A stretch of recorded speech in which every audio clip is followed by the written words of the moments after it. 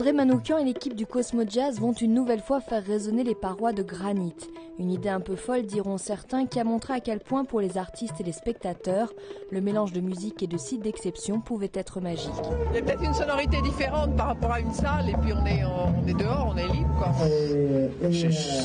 Les mots me manquent parce qu'il y avait vraiment une communion en plus avec le public, on sentait qu'il se passait quelque chose d'assez rare. Quand on est dans ce cadre-là, la musique n'a pas l'air si importante que ça en fait finalement. On est respectueux et humble par rapport à la puissance de ce qui nous entoure.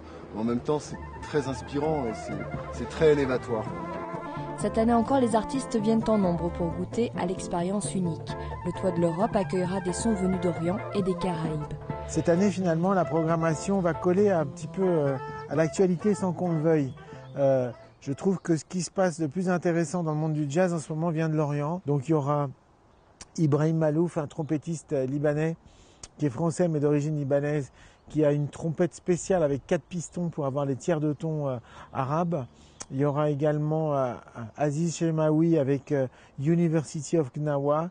Ce sont des musiciens marocains qui vont jouer de la musique gnawa, cette musique de trance qui est sacrée avec des tambours. Il y aura également les frères Chemirani, des percussionnistes iraniens qui sont absolument incroyables. L'idée, c'est toujours de garder un côté ethnique et un côté jazz. Il y aura Eric Truffat, j'allais dire presque un enfant du pays, qui va du coup faire la balade au lac Blanc et qui va jouer du Corps des Alpes et qui appelle ce projet New York Chamonix.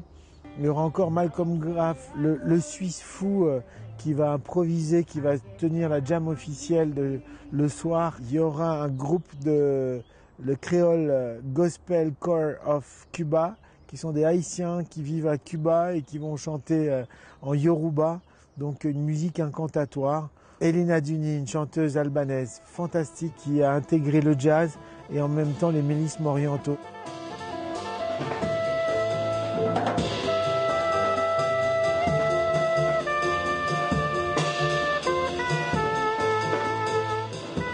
Là où je suis content, c'est que j'ai l'impression que les Chamonniards se sont appropriés et c'était ça l'idée, quoi. L'année dernière, je crois que c'est une manière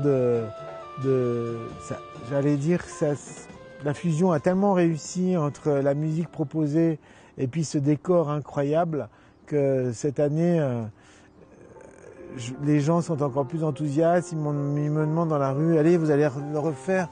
Non seulement on va le faire, mais on va le faire plus longtemps. Rendez-vous donc du 27 au 31 juillet. Les concerts sont gratuits. Ils auront lieu au Montanvert, au Grand Montais, à Plampras, à Charamillon, mais aussi à Chamonix jusqu'au petit matin.